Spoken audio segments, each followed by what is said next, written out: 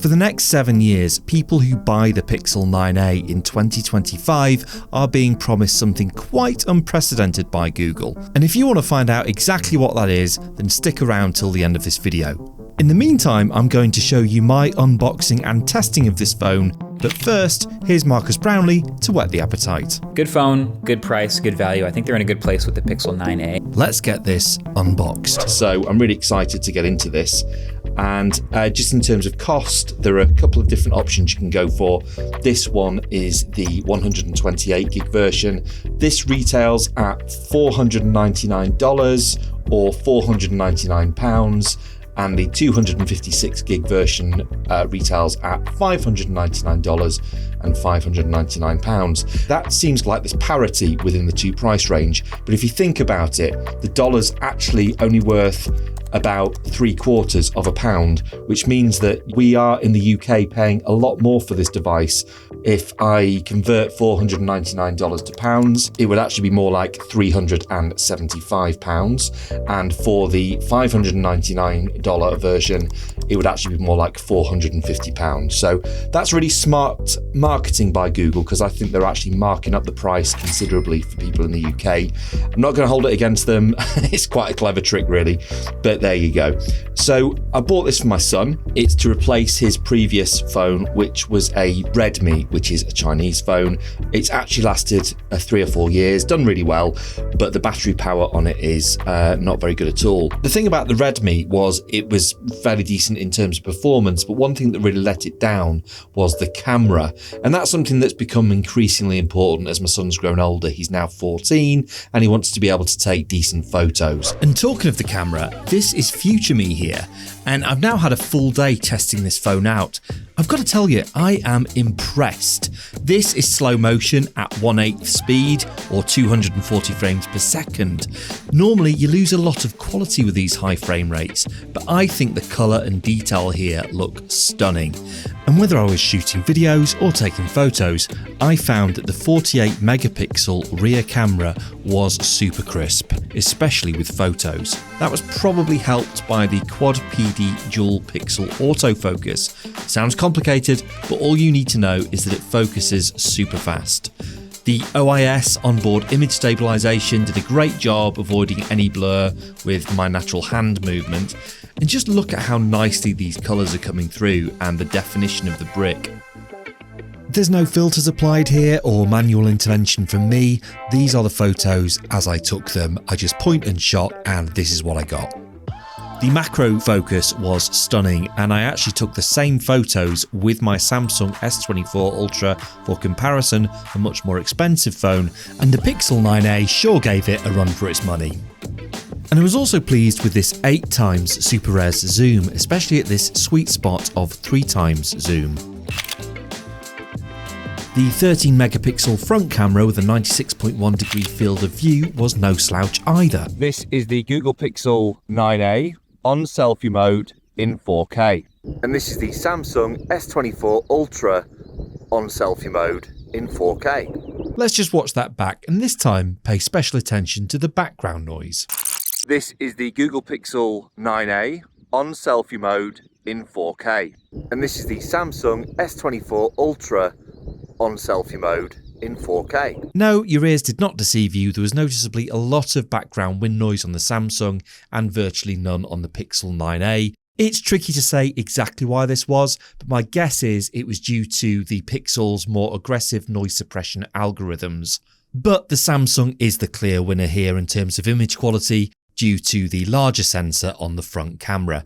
But one thing Samsung definitely doesn't have is Add Me. This is one of the many AI features that are packed into this phone, and Google have really leaned into it on the advertising. And having now experienced it for myself, I can see why. The user interface is really intuitive, and given that this was the very first time I tried this feature, I think that the results are pretty decent. But this pales in comparison to the main AI selling point of this phone. Gemini, what is this?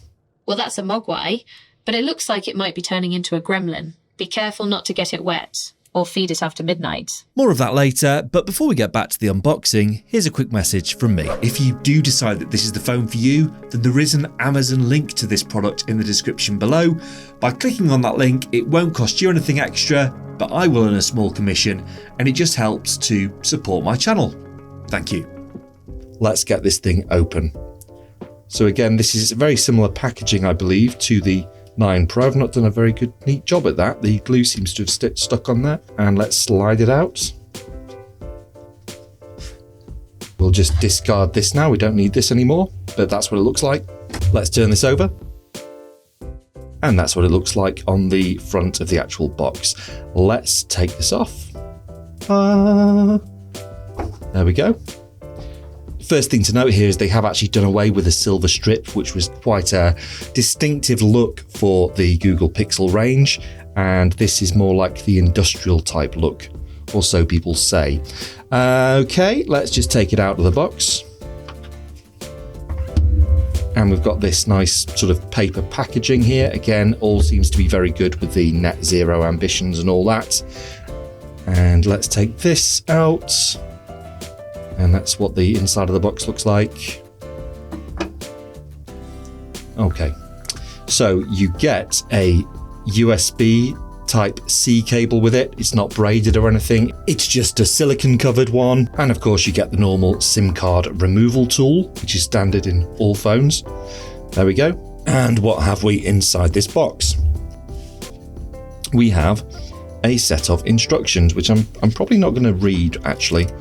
There's a lot of them, and most of it is really just, by the looks of it, various different languages and sort of disclaimers from the manufacturer and all that stuff.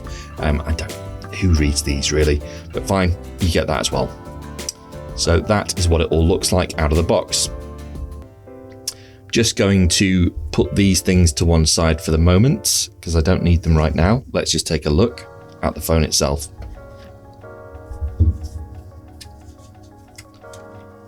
Okay, and how do we remove this?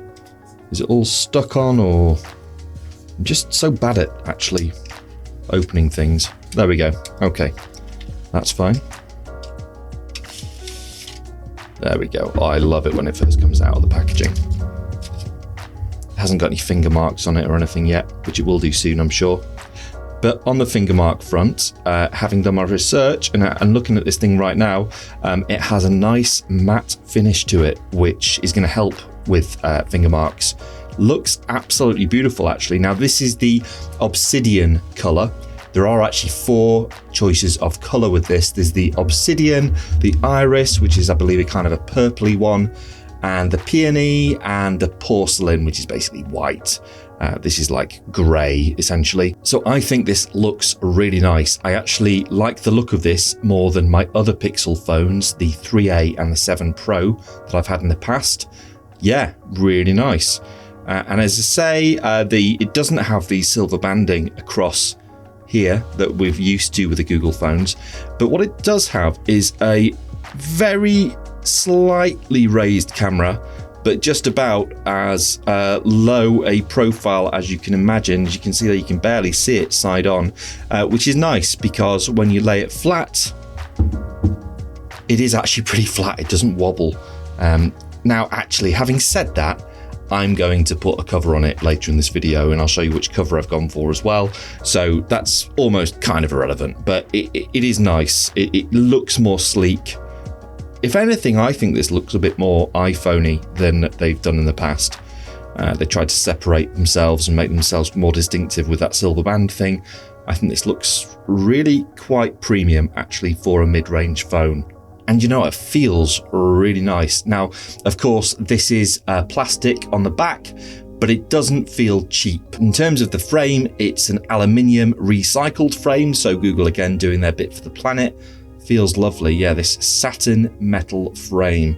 It does look nice. I like the matte look. What I will say, if you get the iris coloured version of this, apparently it is a bit more smudge prone. It's a nice weight. It isn't too heavy at all. It's actually quite lightweight, but it doesn't feel cheap in that respect. Actually, it weighs 185.9 grams. Very specific there by Google, but it is reasonably lightweight. So here we have the USB Type-C 3.2 port, as well as the microphone, speaker, and the SIM card tray. I like that. I like the fact that it's all kind of there. I've got the power button here. We've obviously got the volume control here. So it's Gorilla Glass 3, which is pretty decent in terms of protection, but yeah, you could have had a newer version of that, but for a mid-range phone, I'm not going to complain too much.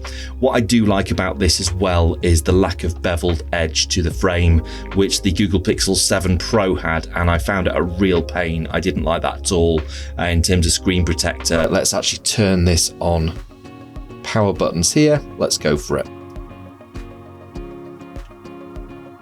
A little bit slow to wake. Let's see. Is there any juice in the battery? Possibly not. Okay, it's waking now. That's great. Got the Google logo and the little AI Gemini symbol. And while it's just waking up, let's just talk about the specs on the display. It's got the 6.3-inch Actua display. It's actually larger than the Pixel 8's 6.1-inch display, but the phone's overall dimensions haven't increased much due to the slimmer bezels.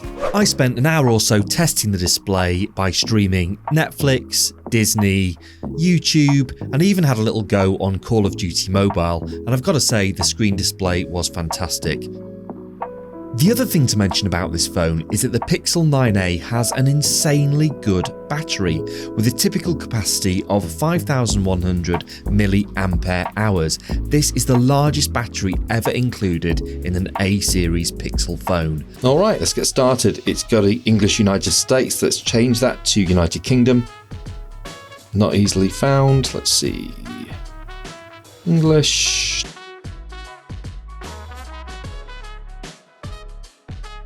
Just try English. Here we go. United Kingdom. So you actually have to tap on the English and then go United Kingdom. Get started. Okay, I'm not going to use another device for now. I will probably do that once I've made the video. I'm not going to transfer anything from my son's phone just yet. I'm just going to set this up as if it's like brand new. So I'm just going to skip. And it wants the Wi-Fi, so I will connect it to my Wi-Fi network.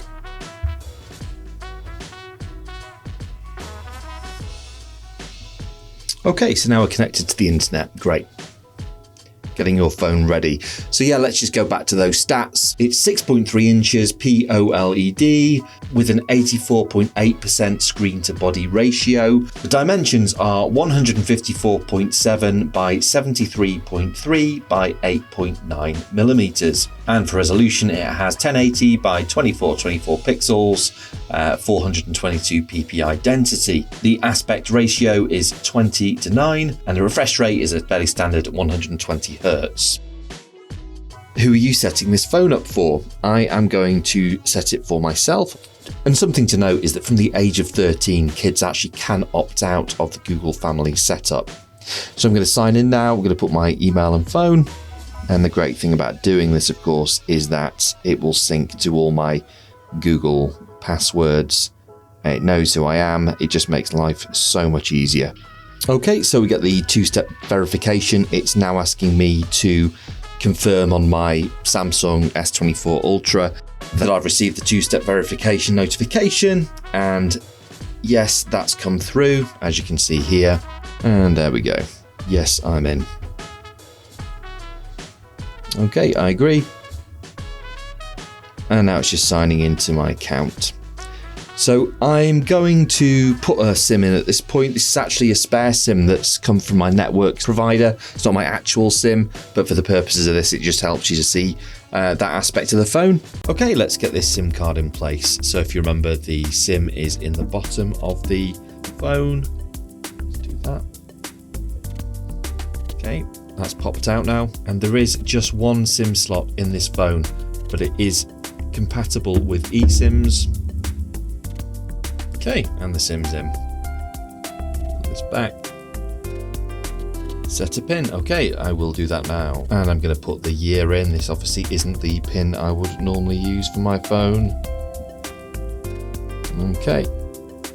Use the same one, re-enter your PIN. 2025 is the year. Set up fingerprint unlock. Okay. Yep, I agree. And the fingerprint sensor is on the actual phone itself rather than a power button or anything like that. Let's do that now. Okay. Touch and hold the fingerprint sensor. There you go. Lift, then touch again. Okay. And I just need to do this a lot. I have quite dry skin, and so I think that it's harder for me to for it to detect my fingerprint. It takes me a little bit longer.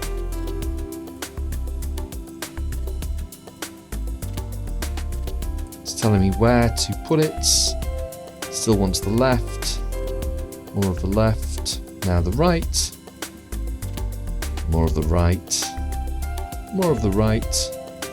More of the right. And there we go, fingerprint added. Next. Set up face unlock. Okay, let's do this. I agree. Hey, this is me from the future again, and I've just got to tell you the face unlock on this phone works extremely well. So seamless. Looks good. Now use your face to unlock your phone or verify that it's you. Like when you sign into apps or approve a purchase, face unlock works best when there's enough light and you're not wearing a mask or dark glasses. Okay, great. I've got an option here to skip lock screen, so after unlocking go directly to the last used screen. Notifications won't show on lock screen. Swipe down from top to see them first. Okay, I am going to skip the lock screen. Copy apps and pay. I'll do it later. Yeah. View your limited warranty. Select the country where you bought this device, and I'm going to put UK. Here we go, United Kingdom. Okay, fine. That's the warranty. Close. What's next? Discover Google AI at its best. Search, save, and organize info. Get things done and kickstart creativity. So, of course, with this, we've got these 4 bits of AI. We've got Google Gemini, which is the AI assistant built in. It actually has Gemini Live as well, which is the next step up. Circle to search. We've got Add Me, which is the way that you can artificially add yourself to photographs, like in group photos where one member wasn't in it or whatever, and you want to add yourself. And we've got the Studio, sort of the artistic AI thing. So we'll do next. Get to know Gemini. Okay, Gemini helps you take action. Gemini gets help from Google Assistant. Things to know when speaking to Gemini. If Hey Google and Voice Match, powered by Google Assistant, are on in settings, you can talk to Gemini or Google Assistant, whichever one is active hands-free. Gemini may activate it when you didn't intend it to. Okay, how your activity is used. So a lot of stuff here really from a GDPR point of view. Gemini makes mistakes, so it's just a disclaimer about the AI and how you've got to not trust it 100%. You've got to use your own brain, your own intelligence. Okay, car crash detection. That's pretty good. That's an important feature. So Pixel can detect a severe car crash and call emergency services with your location and crash data. When car crash detection is on, you'll be signed into personal safety, and it will also turn on for all devices linked to the Google account that you set up on this device. Pixel uses your device location, motion sensors, and ambient audio to detect a crash even when the app is closed or not in use. Pixel also uses your microphone so that you can respond with your voice if a crash is detected. You can turn it off, car crash detection, at any time in settings. Pixel may not be able to detect all crashes, and high impact activities may activate car crash detection. Interesting. Let contacts nearby find and share with you. Okay, your contacts can discover your device and share with you when they're nearby. For example, they can send you high quality photos, large files, and more using Quick Share. Okay, I will agree to that. Anything else? Set up a few more things now or find them later in settings. So instant notification, identify music around you. I actually find that really helpful. I've used to use Shazam and actually nowadays I just use the actual inbuilt Google and just turn the microphone on and also detect the music that way. If there's a song on, you can actually hum, which I find really cool as well. You can hum a song and it'll usually work out which song it is. Control info on lock screen, auto adjust settings environment, prepare for an emergency, change how text displays, add another email account, review additional apps, set up always on display, and change wallpaper. For now, I'm just going to do no thanks because I can come back to that later. Okay, stay up to date on Google's device and services, related features like Google Assistant and special offers, plus get invitations to help improve Google hardware and services. Yes, I'm in, that's fine. Okay, and now it's getting the phone ready. May take a few minutes. Swipe to navigate. Okay, try it. Go home. Swipe up from the bottom of your screen. Okay. Try again, make sure you swipe straight up. Okay, great work. Complete the next gesture. Swipe from the left or right edge to the middle of the screen. Nice. Okay, switch apps. Swipe up from the bottom of your screen, hold them and release. Well done, thank you. All set. Okay, swipe up to go to home. And there we go, that's the user interface you first see. Obviously you can tailor that. Okay, now we're going to test out the AI function with Gemini Live. I'm going to hold down the power button,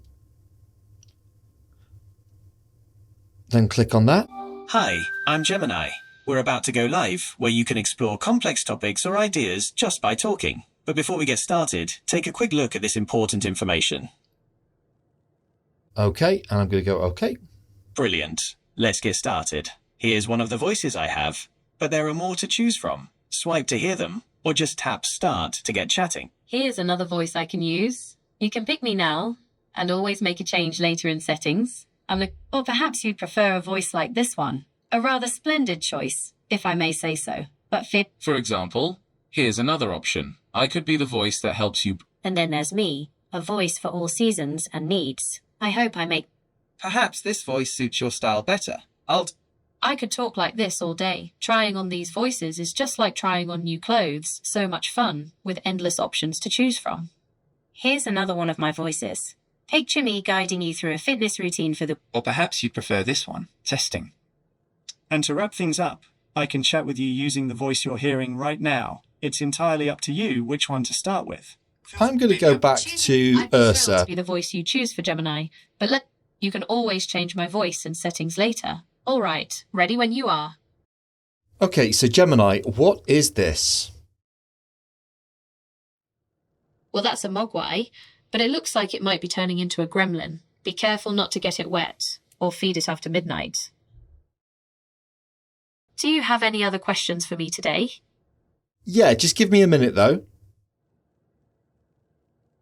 No problem. I'll be here when you're ready. Okay, so let's try out another object. I'm quite impressed that it's actually detected Gizmo. I'm glad you're enjoying it. I'm ready for the next object whenever you are. Okay, so what about this one? That's a cactus. I can see the spines and the green stems clearly. Are you looking for its species? Or do you have another question about it? Yeah, go on. What's the species? It's a little tricky to tell from this angle, but it looks like it could be a Mammillaria elongata, also known as the gold lace cactus. Does that seem right? I honestly don't know. No worries. It's definitely a Mammillaria, and it looks most like a Mammillaria crinita or plumosa. It's hard to be 100% sure without a closer look at the spines, though. Do you have any other plants you'd like me to identify? No, but I do have something else. Great, I'm ready for the next one. Okay, what about this? Those are pushpins. Do you need help with anything else? This is just quite fun actually, because I'm doing an unboxing video and I'm just trying to test out the AI functionality, and this is quite cool. Okay, what about this? What's that? Okay, that looks like a power outlet. Are you trying to figure out what type it is? Yeah, go on then. Okay, that's a Type-C power outlet. It's common in Europe, and it's also the official standard in Europe. Is there anything else you'd like me to identify? No, that's great, thank you. You're welcome. I'm glad I could help. Do you have any other items you'd like me to identify? Okay, here's the last one. Let's try this out. What do you think this is? Okay, that's a Bose SoundLink Revolve speaker. Are you doing some kind of review or comparison? No, you didn't quite get that right. Try again. My bad, that's a Mifa Wildbox speaker. Do you have any other items you'd like me to identify? No, that's just fine. Thank you so much. So there's a few things that this phone did not come with, one of which was a plug for the USB-C adapter, and the other one was a case for the phone. No tempered glass, nothing like that. So I've gone out and bought one from Amazon, actually really quite cheap. I was quite impressed with it.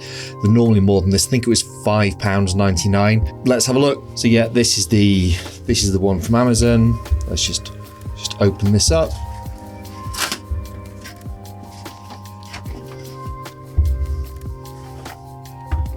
Okay, there we go. So let's get this out. And I always like to have a kickstand because it's good for watching stuff.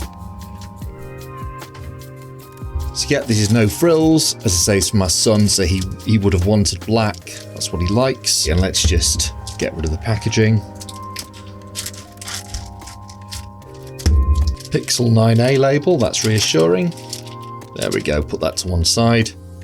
And we have the case. But no tempered glass, so that is something that I'm going to have to buy separately.